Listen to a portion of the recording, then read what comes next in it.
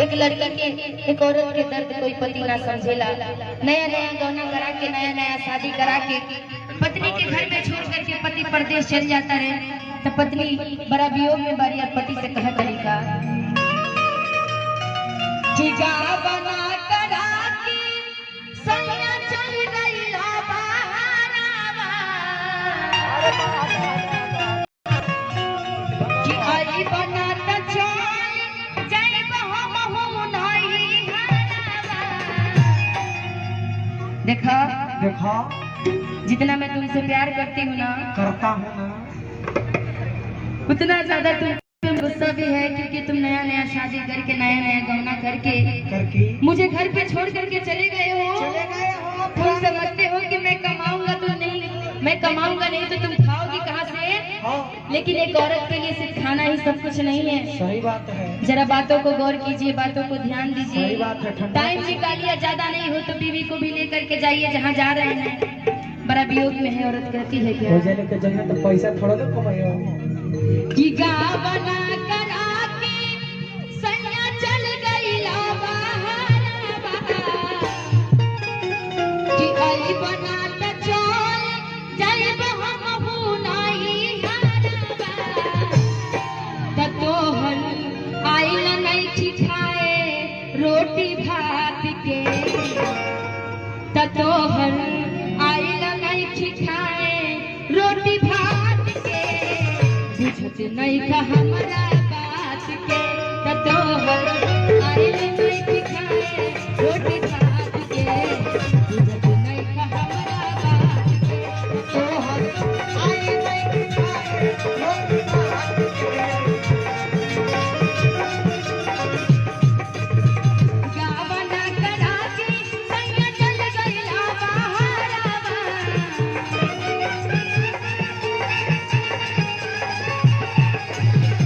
आई बना त चल जाइब हम हो नहीं हरावा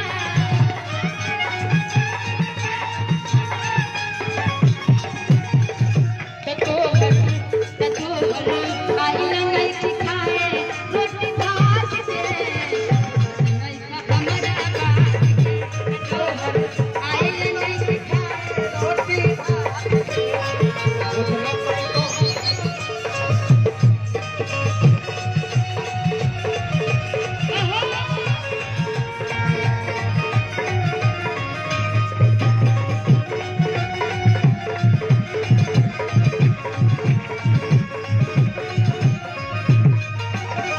तोहर तबाही तन हम तोहर धनिया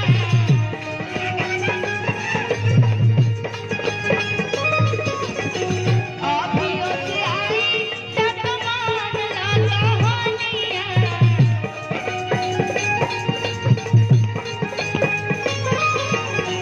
तोहर तबाही राज तोर हाई धनिया अभियो से मान ला तू हमारो कहानिया त तोहर आइल नहीं ठिकाए रोटी भात के त तोहर आइल नहीं ठिकाए रोटी भात के बुझत नहीं का हमरा बात के त तोहर आइल नहीं ठिकाए रोटी भात के बुझत नहीं का हमरा बात के त तोहर आइल नहीं ठिकाए रोटी भात के नहीं का हमरा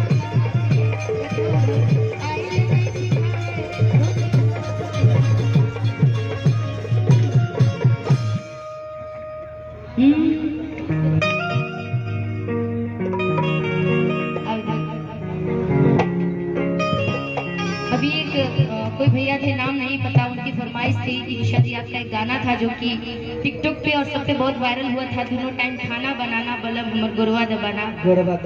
तो मैं आप सबके बीच में एक वो गाना कर दूं, उसके बाद से फिर हमारा और बिक्कू जी का डुएट सॉन्ग होगा। एक समय की बात है, नया नया शादी है लड़की का। कौन समय के कहो ना लोग जब घर में आती है लड़की तो उसकी भी फरमाइश रहती है कि देखो समय पूछा तर बताइए, साउंड बढ़ाइए इसका घर में आई वाली 50% के आरक्षण हमरो है पतिदेव कहते हैं कि देखो सब्जी रखा हुआ है, अच्छा अच्छा सब्जी बना दो, रोटी बना दो, चावल बना दो। नहीं बनाता जाकर घर में बहुत सारा कचरा रखा हुआ है, कचरा साफ कर दो, झाड़ू पोछा लगा दो थोड़ा। लेकिन उनकी पत्नी है कि कहती है कि देखिए न्यू जनरेशन की मैं पत्नी हूँ, ये सब काम हमसे नहीं होगा। हाँ समझदार आदमी है, आपकी जब शादी होगी तो आप कैसे ही करेंगे। हम करबे न करब, लोग आश्रम खोलब।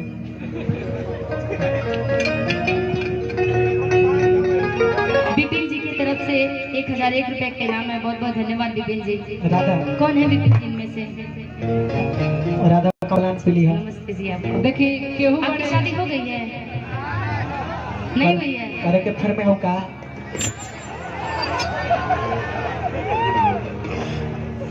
देखिएगा जब शादी होती है ना, अभी खास करके नया जनरेशन में बड़ा दिक्कत होता है। जो भी लड़की आती है ना, सबकी फरमाइशें बहुत ज्यादा होती है। सही बात।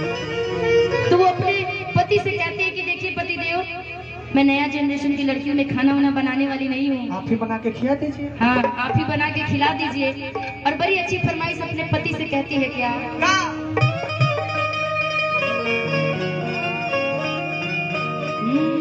कि दोनों टाइम खाना बनाना, कि दोनों टाइम खाना बनाना, बोला हमर गोरवा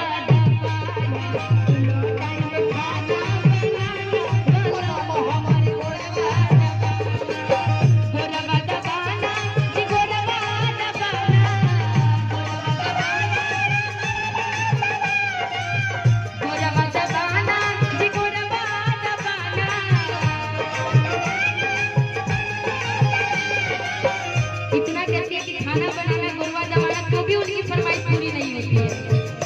आगे और भी फरमाइश कहती है धीरे धीरे क्या? गोरवा दबाना जी, गोरवा दबाना, गोरवा दबाना जी, गोरवा दबाना। चाय पानी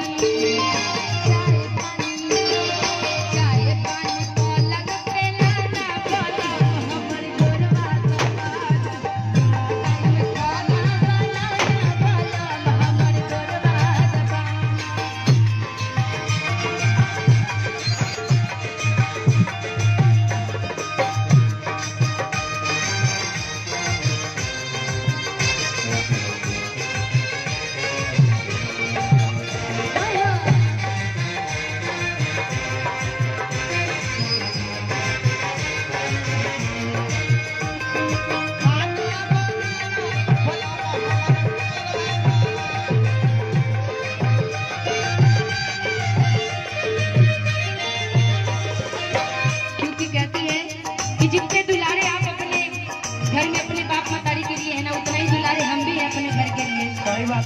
नहीं हर की हाई बेटी दुलारी, प्यार से तो चले बाबा को महतारी, तो चले बाबा को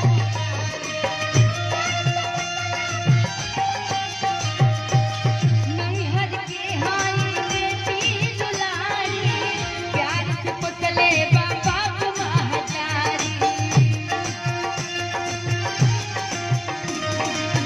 प्यार से कुचले बाबा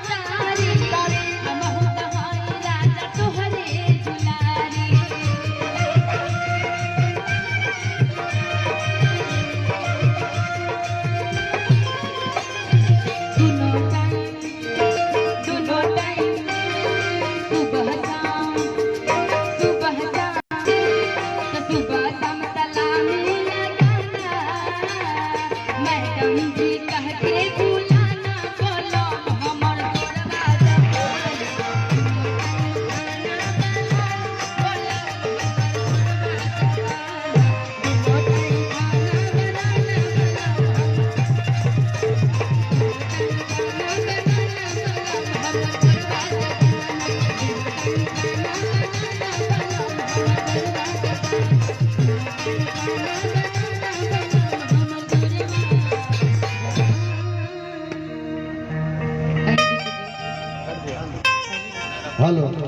हाँ अब तनी दूर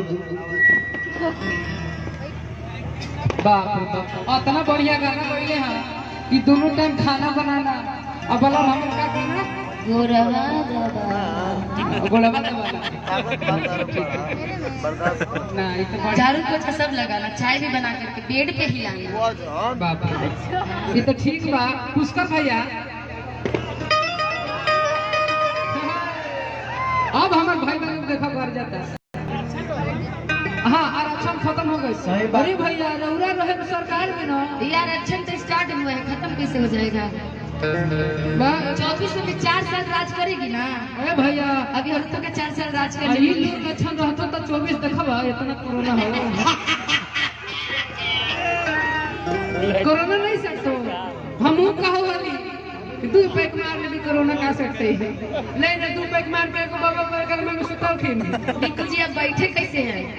हाँ जी तनी हम मगनी से बैठे अच्छा एक सेकंड हेलो अब हमको बैठने उठने पर इतना गौर काहे कर रहे हैं?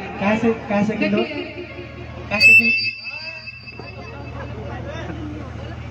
कैसे कि लोटा ए अरे चुप चुप देखिए अंजलि चाचा ये कहता है हटा दीजिए ना ड्राइवर चलो ना चला के हटाइए दी हाँ मैंने दूसरा काम में व्यस्त बनी वो ने से को नोटिस लेके आए हैं बुझाता डीएम ऑफिस से डायरेक्ट एसडीओ लिंक ना वो समझा थोड़ी देर के बिक्कू जी जिस तरीके से आप बैठे थे ना थोड़ी देर के लिए वो सोचा कि वो अब ड्राइवर है इसीलिए वो सोच रहा होगा।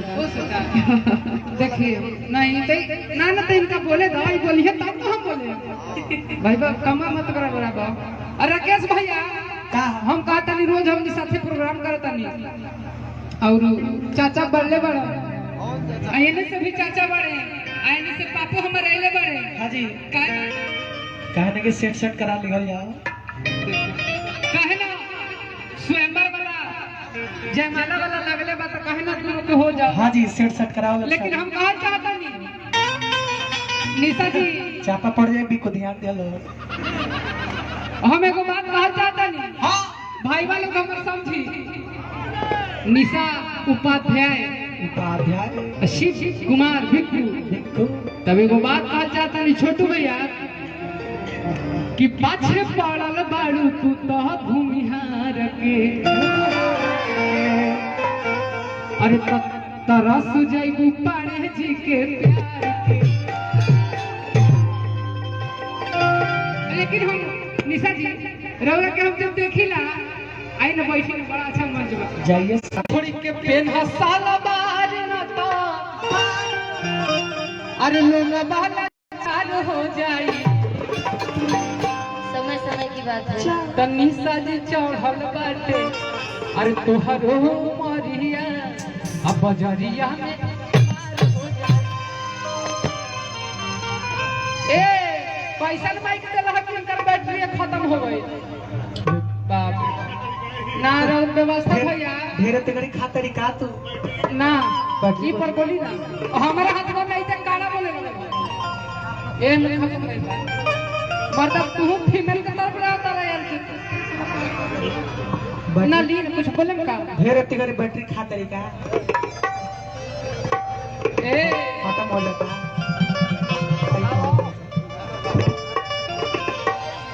माइक दा लेकिन हम एक बात कहना चाहते हैं राकेश भैया हाँ प्यार से कि तो जहिया से देखनी हम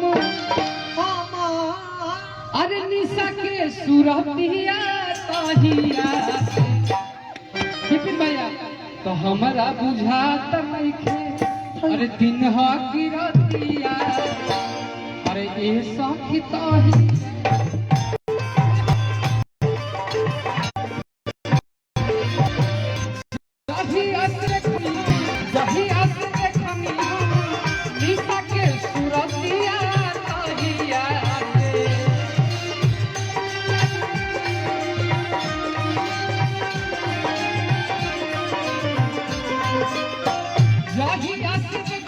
निशा के सुरतिया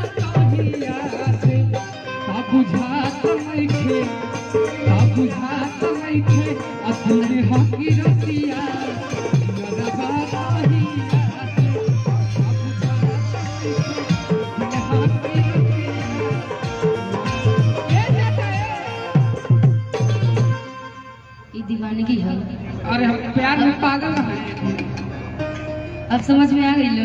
हाँ ये बात तो है। रूप कैसे हो खेला, अच्छा अच्छा लोग की दीवाना बना दे। सही का बात है। करबा? ई रुपये के चक्कर में कृष्ण जी लुभा गए, हाँ जी, राम जी जंगल के तरफ चल गए। रुपये के चक्कर में ढेर पेपर में न्यूज आता है। अब रौरा कहीं गलती कथ है।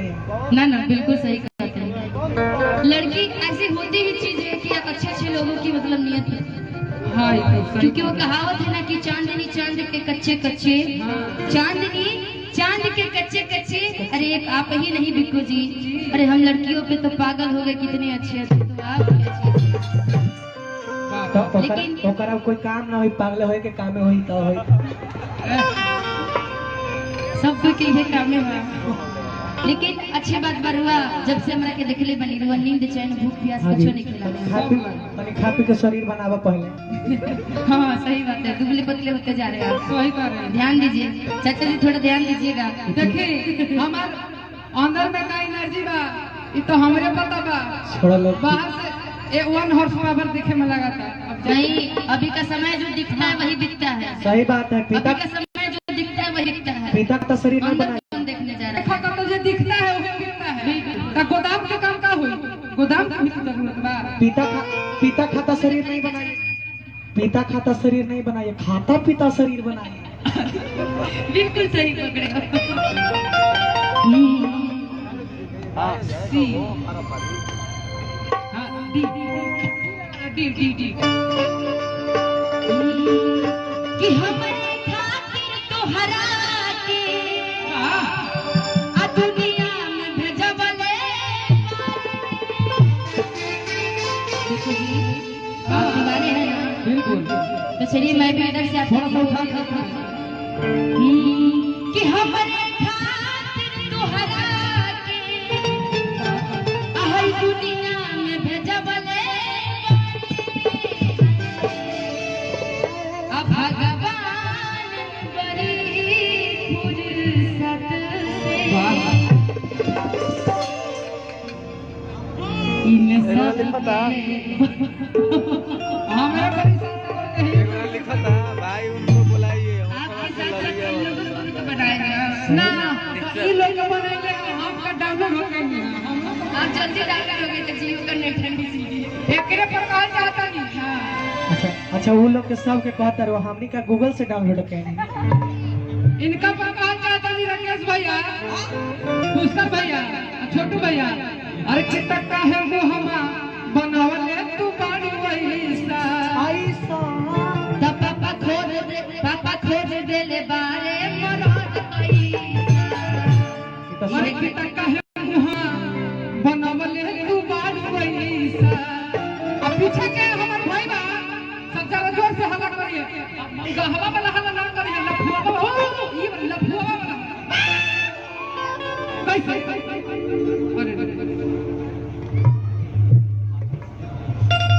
राजेश भैया नहीं, राजेश भैया की तरफ से पुरस्कार का बहुत बहुत धन्यवाद। क्या बात है।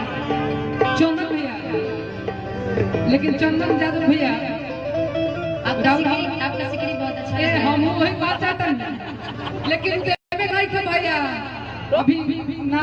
बाप रे बाप, मत द लोग कमान। आपका भी तो था अच्छा है। बा तो टोपिया में घुसल लेबू तो हम तो अभी दे दे। ना ना चाहिए ना हम दे दे। लेकिन ओकर पहले मेरे पापा जी से पूछे पड़े। ये वाला काम मत करिए। बिना पूछले काम ना करो। राजू ठेकेदार जी की तरफ से हो। राजू भैया की तरफ से बहुत बहुत बाप रे बाप। ठेकेदार जी हैं। राकेश भैया, अचानक भैया कि कहे हम अरे बनावले तू बाड़ी वैसा।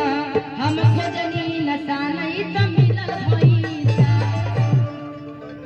राकेश भैया तब बोला बोला ये निशा बसन कैसा। इन सब की तरह गवैया लेबू बिल्कुल ना। कि बजबैया लेबू हम ही न कि जे राकेश भैया ऐसा सुन भैया लेबू। यही रहेंगे। देखो ना गवैया पसंद कैले, थर्ड पर्सन ना बजबैया पसंद कैले, इधर राकेश भैया ऐसा सुनवैया पसंद कैले हैं। तो हम कहता नहीं कि तो जैसन जैसन मरना खोजबू जैसन जैसन मरना खोजबू वैसन वैसन दे सुन प्यारी हो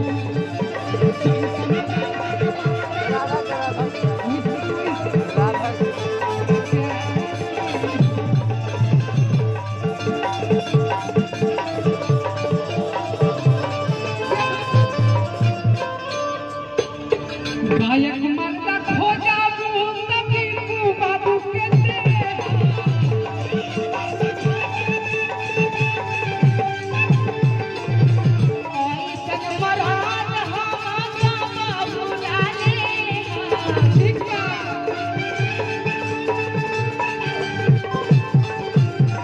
ढोलक वाला खोजाबू आदमी चाचा के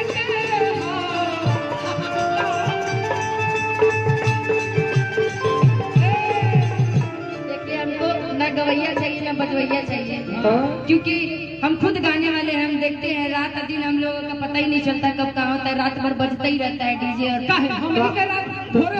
तो आप ड्राइवर ले ना, ड्राइवर मेरे साथ ऑलरेडी रहता है, गाड़ी में जिंदगी बीत रहा, घर तो है ही नहीं हम लोगों का। रुको बाउंसर लेके चलो भैया हो। हाँ बाउंसर भी है ही, अब क्या कर बताओ। तो मुझे तो सुनवैया ही चाहिए ना, मैं जितना सुनेंगे मैं उतना सुनाऊंगी। तो इतना बड़ी सुनवैया कैसे बर्दाश्त कर दूं? कर लेंगे, इतना सुनवैया बर्दाश्त हुई तो इससे ये को खोजा। इससे ज्यादा ये वो तो प्रश्न होता है ना। अरे जमीन वाला खोजा तू राकेश भैया कहते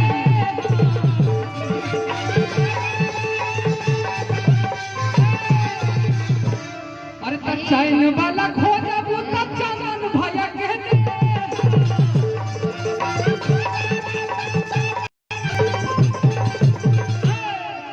अब मुखिया चाचा खोजा मुखिया चाचा खोजा बन गए मुखिया चाचा सुन गए। हाँ मुखिया चाचा खोजा चाचा के दे सुन प्यारी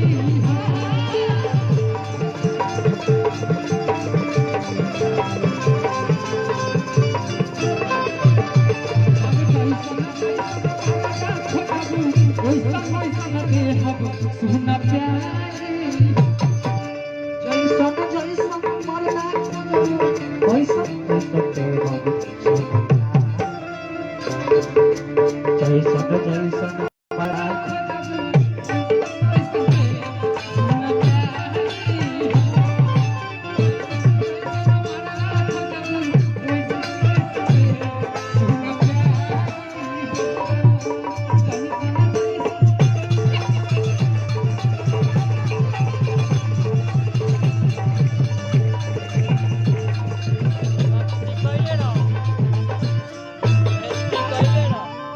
हम न जाने तो कितना बकलोल में जीवन हम बने तब हम सोचने की अच्छा समझदार टैलेंटेड इंटेलिजेंट लड़का मिलेगा। हम ऐसा मिल जी हमारा पते ना लगा। समझ में नहीं आता है क्या आपको बोले हम। जरा सुर दीजिएगा भैया, सुर दीजिए बंजो। अब आप भैया ये इतना बढ़िया मतलब साज बाज है, थोड़ा सा खाली मिला दीजिएगा तो रात काम निकल जाएगा।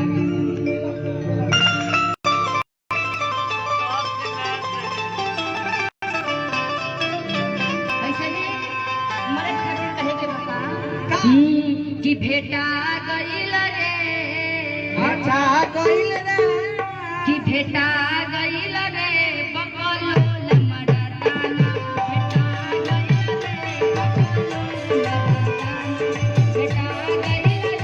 बकलोल मरदाना, भेटा गइल रे आलू के ओल कहे,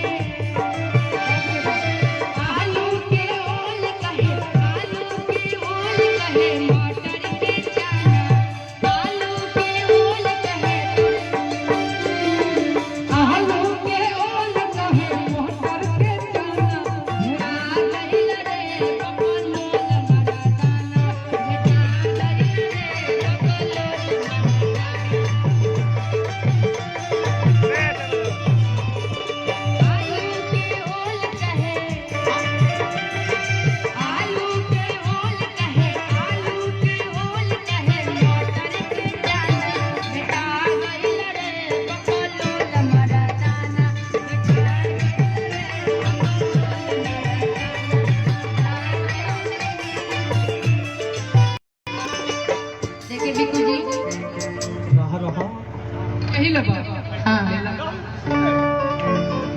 कि कुछ ऐसा कर कमा बाबा ये भैया के जमाने धमाल।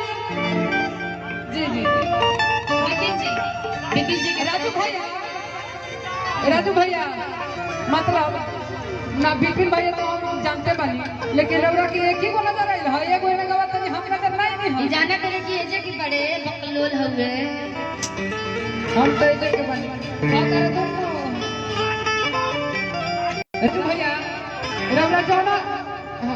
हां राजू ठेकेदार पहुंची के ठेका करे ले ज्यादा कौना चीज के बालू के कौना चीज के ना करे से पूछा। ना हम का चाहता है निशा जी। हाँ जी देखिए हां आप तारीफ करिए, कुछ ऐसा करिए कि मैं आपकी हो जाऊं। मेरा घर छपरा जिला पड़ता है। अच्छा आपका घर छपरा जिला है। हम ही मौका हर स्टेज पर आप हमको मिल रहे हैं, एकदम। तो मैं चाहूंगी कि कुछ आप ऐसा कमाल करिए कि मैं आपकी हो जाऊं। अभी किसके है जरा बताइएगा तब तो। हाँ बता रहे हैं। अब पीछे से भाई वालों के देखिए हम विनोद भैया की तरफ से बहुत पुरस्कार है ना मिलल है ना बुझिए।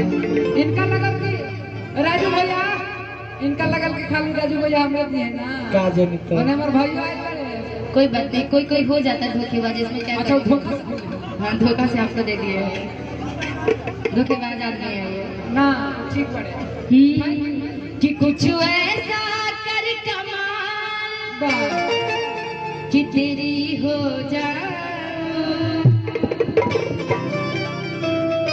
मैं किसी और की हूँ फिलहाल।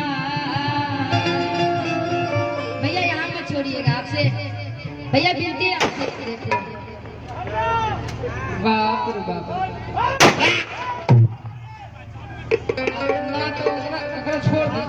अभी अभी आप लोगों को शायद पता होगा फेसबुक से, एक बात बताई राकेश भैया, ये बेचारी बाल बच गई नहीं मैं बच के बहुत मुश्किल से आई हूँ उस कार्यक्रम से। मैं बच गई, गोलू को लग गया है, तो प्लीज आप लोग से निवेदन वो ऐसा है खड़ी रहे।